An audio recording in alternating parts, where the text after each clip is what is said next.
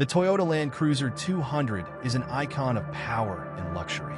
With its rugged design, a robust V8 engine, and exceptional off-road capabilities, it's built to conquer any terrain.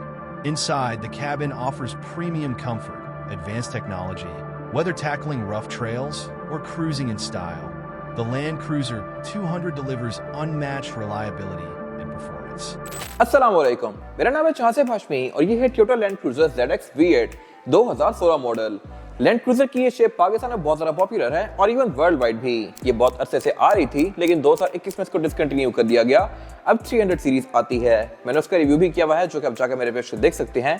लेकिन ये shape बहुत iconic है। पाकिस्तान में ये गाड़ी बहुत ज़्यादा इन है, फीचर्स के लिहाज से इक्विप्ड है और प्राइस के लिहाज से भी वर्थ इट है। एग्जैक्ट क्या फिगर्स हैं, क्या डिटेल्स हैं, ये सब मैं कवर करूंगा आगे जाके इस रिव्यू में।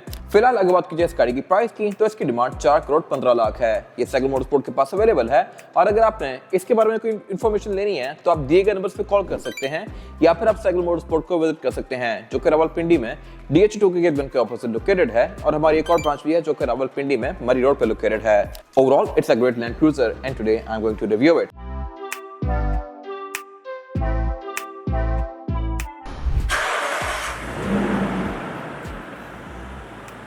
Let's start with the exterior of this car। लेकिन अगर आपने ये रिव्यू यहाँ तक देख लिया है तो मेरे चैनल को सब्सक्राइब जरूर कीजिएगा और इस वीडियो को लाइक भी कर दीजिएगा।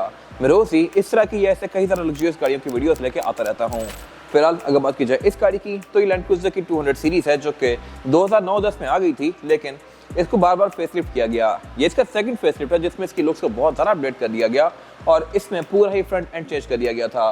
बोनट भी इसका नया है, फेंडर्स, हेडलाइट, बम्पर, ग्रिल ये सब नया है और डिग्गी बैक पे डिफरेंट है इसके एज कम्पेयर टू पहले वाली कार। ये इसका सेकंड फेसलिफ्ट है जो कि 2015 से ऑनवर्ड्स आया था।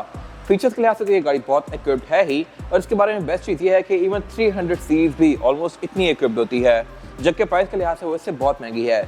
तो इन शॉर्ट इस गाड़ी में आपको सब मिल जाएगा जो कि 300 सीरीज में है, जो कि मेरे ख्याल से एक बड़ी फिट चीज़ है। हेडलाइट इस गाड़ी में ये बाइजोनल प्रोजेक्शन लैंप वाली हैं, DRL भी इसमें दे दी गई थी। ये ऑटो लेवलिंग वाली भी हैं और ऑटो ऑन ऑफ भी होती हैं डे और नाइट को सेंस करके। फिर इसके फॉग लैंप भी LED में है। इसमें हेडलाइट वॉशर भी आते हैं। फ्रंट पे गाड़ी पार्किंग सेंसर्स भी ऑफर करती है और इसके अलावा इसमें रेडार भी आता है टोयोटा के एम्बलम के अंदर।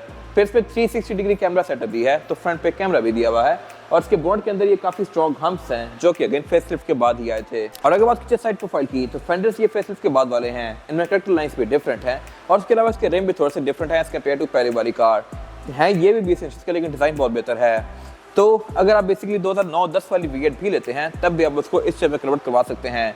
कन्वर्जन की कॉस्ट बहुत ज़्यादा नहीं है, 10-12 लाख की होती है या इससे कम भी हो सकती है depending upon the parts you choose. तो मेरे ख्याल से अगर आप पुरानी गाड़ी भी लेते हैं तब भी वो इस शेप में कन्वर्ट हो जाएगी। तो इस लिहाज से लैंड क्रूजर वर्थ इट है और बाकी फीचर्स भी यहाँ पे अच्छे दिए गए हैं। इस तरह से इसके साइड मेरे रिट्रैक्टेबल हैं, एडजस्टेबल हैं, इनमें ऑटो वाला फीचर भी है, ब्लाइंड स्पॉट मॉनिटर्स भी है, ऑटो डिमिंग वाला फीचर भी है इनमें, यानी कि तेज रोशनियां सेंस करके डिम होते हैं अंदर वाले मिरर की तरह। और इसके अलावा नीचे यहाँ पे कैमरा भी दिया गया है 360 डिग्री कैमरास का और अगर कोई कसर रह गई हो तो इसमें एक पडल लैंप भी है यहाँ पे जो कि रात के टाइम में इसको काफी वेलकमिंग से फील देता है। और अगर बात कीजिए इस गाड़ी की एब्सोल्यूट साइड प्रोफाइल की तो साइज के लिहाज से ये गाड़ी एक फुल साइज SUV है।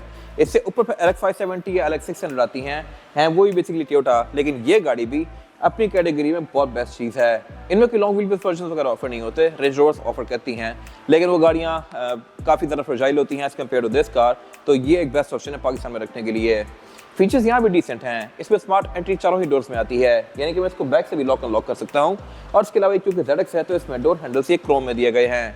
फिर इसके डोर हैंडल्स और ये जो डोर मोल्डिंग्स हैं ये भी फेसलिफ्ट के बाद चेंज कर दी गई थी। प्री फेसलिफ्ट कार में डोर हैंडल काफ़ी पतले से थे और ये मोल्डिंग्स भी पतली थी। फेसलिफ्ट के बाद डोर हैंडल को भी सस्टेंशियल कर दिया गया और मोल्डिंग्स को भी काफ़ी मोटा कर दिया गया। फिर इसके अलावा इसमें जो ये फुट स्टेप है इसमें लाइट आती है और ये गाड़ी सनरूफ भी ऑफर करती है। सनरूफ भी ZX से नीचे वाली गाड़ियों में नहीं आती और इवन ZX में भी ये चीज़ ऑप्शनल है। कुछ चीज़ें ऑप्शनल होती हैं ZX में भी, वो मैं कवर करूंगा आगे जाके इस रिव्यू में। बाकी पैनोरामिक रूफ ऐसी 300 में आज भी नहीं आ रही, ना ही LX 600 में आ रही है। यह गाड़ी है ऑल टाइम 4x4, यानी कि आप इसको 4x2 पे स्विच नहीं कर सकते और इसमें फिर डीजल इंजन भी आते हैं, वो मैं कवर करूंगा आगे जाके। और अगर बात की जाए इस गाड़ी में एंट्री एग्जिट की तो ये भी इसमें आसान है। प्रॉपर यहाँ पे ग्रैब हैंडल्स दिए गए हैं, फुट स्टेप्स दिए गए हैं चढ़ने के लिए और अगर आपको ये ऊंची लग रही है तो ऑब्वियसली आप इसको लोअर भी कर सकते हैं जैसे कि मैंने पहले दिखाया। क्वार्टर क्लास में अच्छा खासा बढ़ा दिया गया है, यह हैवी प्राइवेसी वाला और इसमें फिर रूफ रेस वगैरह दी गई है जो कि इसकी लुक को बेहतर बना रही है। और अगर बात की जाए रेयर एंड की तो ये भी इसका लुक्स के लिहाज से डिसेंट है, ये इवन आज भी ऑब्सोलीट नहीं लगता। सिर्फ एक चीज की वजह से LC300 इससे बहुत बेहतर लगती है और वो है पेंट। इसका पेंट थोड़ा ऑफ वाइट सा है। LC300 में ये प्योर वाइट आता है, सुपर वाइट, जैसा कि GLI और ग्रैंडी का फर्क है वैसा ही इन दोनों गाड़ियों का भी है। बाकी नंदरलेस फीचर्स यहाँ भी डिसेंट हैं। टेलगेट इस गाड़ी में पॉवर्ड है और इसका टेलगेट ज़्यादा बेहतर है क्योंकि ये स्प्लिट में है। अगर मैं इसको अनलॉक करूंगा तो इसकी डिग्गी का आधा पोर्शन ऊपर जाएगा लाइक दिस, और नीचे वाला पोर्शन अलग से नीचे आएगा इस तरह से। ये चीज़ 300 सीरीज में नहीं है और इसका एक फ़ायदा है वो ये है कि मैं यहाँ चढ़ के बैठ सकता हूँ। तो 300 सीरीज में ऐसा कोई सीन नहीं है, ना ही LX600 में, ये बेहतर था। फिर इसके अलावा इसकी टूल किट यहाँ पे दी गई होती है। ये बेसिकली एक अपार्टमेंट है जहाँ पे आप सामान रख सकते हैं, लेकिन इसकी जो थर्ड और सीट्स हैं ये साइड पे फोल्ड होती हैं। डिग्गी का ये अच्छा खासा एरिया ले जाती हैं। अगर ये सिंकिंग वाली होती है मेरे ख्याल से बहुत बेहतर था। पर अब इसकी सेकंड और सीट्स को भी फोल्ड कर सकते हैं ट्रंक कैपेसिटी को खुला बनाने के लिए। बैक पे गाड़ी पार्किंग सेंसर ऑफर करती है और बॉडी किट्स भी इसमें बहुत सारी आती हैं। ये मॉडलिस्टा वाली हैं, इसमें TRD और पता नहीं कौन कौन सा स्टाइल की बॉडी किट्स कंपनीज ऑफर करती हैं। स्पॉयलर ZX में आता है और बाकी यहाँ कुछ खास है नहीं। और अब अगर बात की जाए इस गाड़ी के इंटीरियर की तो ये भी काफी अपडेटेड है एज कम्पेयर टू 2009-10 वाली कार। और इसके अलावा ये आज भी खास ऑब्सोलेट नहीं लगता। यहाँ पे वो सारे फीचर्स दिए गए हैं जो कि LC300 में आते हैं, जस्ट टेक्नोलॉजी का थोड़ा बहुत फर्क है। फिलहाल अगर बात की जाए इसकी कलर टोन की तो ये बेज और ग्रे के कॉम्बिनेशन में है। इसमें ब्रूनो वाला रूम भी आता है, ऑल ब्लैक भी आता है, काफी सारे रूम ऑफर होते हैं। और फिर एक जीप फ्रंटियर वाला वर्जन भी आता है इसमें, मैंने उसका रिव्यू भी किया हुआ है जो कि आप जाकर मेरे पेज पे देख सकते हैं। उसका इंटीरियर क्रॉस स्टिच पैटर्न में होता है और फुल ब्लैक होता है। फिलहाल अगर बात की जाए इसके स्टीयरिंग व्हील की तो ये पूरा ही लेदर स्टेज्ड है और इसमें वुड भी दिया गया है ऊपर नीचे। ये मल्टीमीडिया वाला स्टीयरिंग है और इसमें क्रूज कंट्रोल भी दिया गया है जो कि एडॉप्टिव है। फिर इसके अलावा इसकी हेडलाइट्स ऑटोमेटिक हैं, यानी कि डे नाइट को सेंस करके ऑटोमेटिकली ऑन ऑफ होंगी। वाइपर भी इसके रेन सेंसिंग है। और अगर बात की जाए इसके मीटर की तो इसमें 4 डायल्स दिए गए हैं छोटे और 2 मेन डायल्स दिए गए हैं। मेन डायल्स RPM स्पीडोमीटर के हैं। सेंटर में 4.2 इंचेस का MI डिस्प्ले दिया गया है जो कि आपको इस गाड़ी की स्टैट्स वगैरह शो करवाएगा, जैसे कि height control, gauge, trace, average kilometre पर लीटर वगैरह, इस तरह की सारी चीजें हैं। मीटर की लुक इसकी डिसेंट है। नई वाली गाड़ियों में स्क्रीन काफी ज्यादा इन हो गई हैं। मेरे ख्याल से ये लुक ज्यादा बेहतर थी, रगेड सी। फिर इसके अलावा डैशबोर्ड की हाउसिंग इसकी पूरी ही सॉफ्ट टच पैडिंग की फिनिश में है। डैशबोर्ड में 3 स्पीकर्स दिए गए हैं, सेंटर में सबवूफर है और इसके अलावा इसकी मल्टीमीडिया स्क्रीन भी काफी मैसिव है और ये टच में है, लेकिन सिर्फ फ्रंट पे, बैक स्क्रीन टच पे नहीं है। अगर होती तो मेरे ख्याल से बहुत बेहतर था, बट नहीं दी गई। क्लाइमेट कंट्रोल की गाड़ी 4 जोन ऑफर करती है, 2 जोन फ्रंट पे हैं, 2 बैक पे हैं।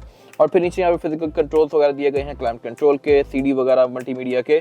और फिर नीचे यहाँ पे बेसिक चीजें हैं जो कि हर गाड़ी में आती हैं, पावर आउटलेट वगैरह। फिर उससे नीचे जो ये एरिया है ये काफी इंटरेस्टिंग है, इस तरह से कि इसमें चारों ही सीट्स हीटेड आती हैं, लेकिन फ्रंट दोनों सीट्स वेंटिलेटेड भी हैं। इनमें पंच होल्स दिए गए हैं जहाँ से आप पे हवा थ्रो करेंगी और आपको सही मजेदार फीलिंग देंगी गर्मियों में। फिर इसके अलावा इसका स्टीयरिंग व्हील भी हीटेड है। अगर आप इसको ऑन करेंगे तो इसकी जो ये ग्रिप्स हैं साइड वाली, ये गर्म होगी सर्दियों में। फिर इसके अलावा इससे पीछे इसका गेयर सेलेक्टर दिया गया है, आप इसको मैनुअली भी चला सकते हैं। और उसके लेफ्ट और नीचे वाली साइड पे इसके 4x4 की सिलेक्शन दी गई है। सबसे पहला जो डायल है ये बेसिकली H4 और L4 का है, यानी कि हाई रेंज 4x4, लो रेंज 4x4। फिर उससे नीचे इसका हाइट कंट्रोल दिया गया है जिससे आप इसको रेस लोअर कर सकते हैं। उससे पीछे इसका क्रॉल कंट्रोल और मल्टी टेरेन सिस्टम दिया गया है, ये बेसिकली ऑफ रोडिंग का क्रूज कंट्रोल है। और फिर उससे पीछे इसके 4x4 के कुछ और कंट्रोल्स दिए गए हैं और ड्राइव मोड्स दिए गए हैं। हैंडब्रेक इसमें ट्रेडिशनल है, कप होल्डर इसमें काफी बड़े सारे एरिया पे दिए गए हैं। सेंटर कंसोल भी इसका अच्छा खासा मैसिव है, लेकिन इसमें एक चीज कम है और वो है कूल बॉक्स। कूल बॉक्स हर गाड़ी ऑफर नहीं करती, इस गाड़ी में भी एड ऑन फीचर है बेसिकली ZX में और इसमें नहीं लिया गया।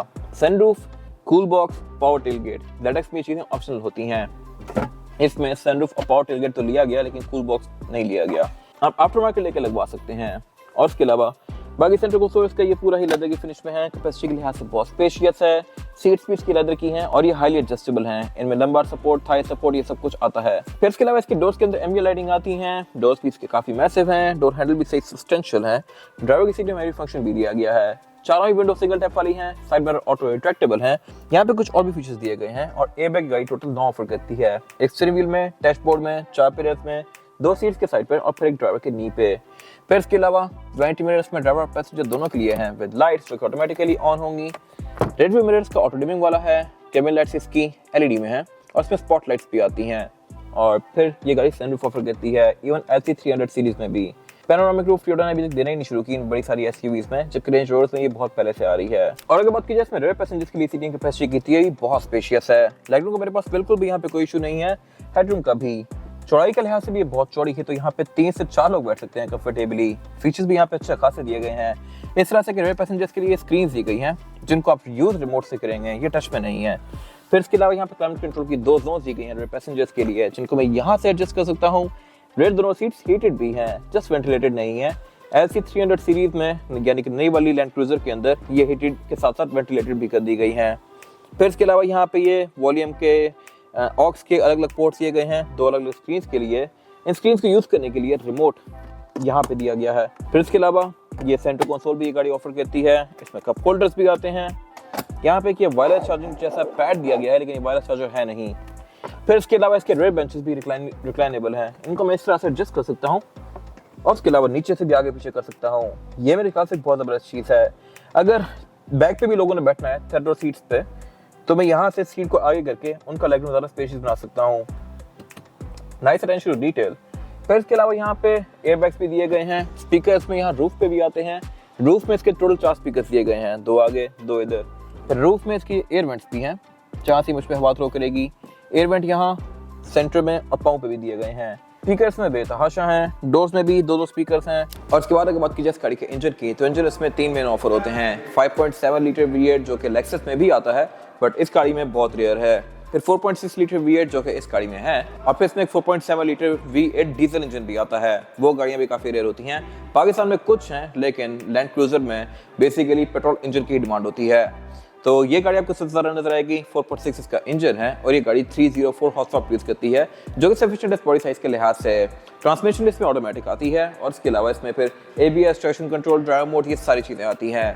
फिर इसमें कुछ फीचर एक्स्ट्रा भी हैं, जैसा कि क्रॉल कंट्रोल और मल्टी टेरेन सिस्टम, जो कि मैंने एक्सप्लेन किए थे अंदर, और ये ऑफ रोडिंग के लिहाज से बहुत बेस्ट चीज़ें हैं। इस गाड़ी का यूनिक सेलिंग पॉइंट इसकी ड्यूरेबिलिटी और पावर है।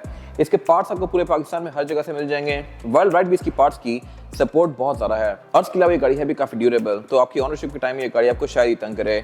इसके अलावा ये गाड़ी आपको एवरेज तकरीबन 5 से 6 तक की देगी, जो कि ऑब्वियसली कम है, लेकिन इतनी बड़ी गाड़ी के लिहाज से ठीक है। और इसके अलावा बाकी इसमें फिर बोनट के अंदर इंसुलेशन दी गई है। बोनट इसका हाइड्रोलिक से ओपन होता है। इसके बाद अगर बात की टायर साइज की, और टायर साइज जो है लैंड क्रूजर में ये है 285, 50 और 20।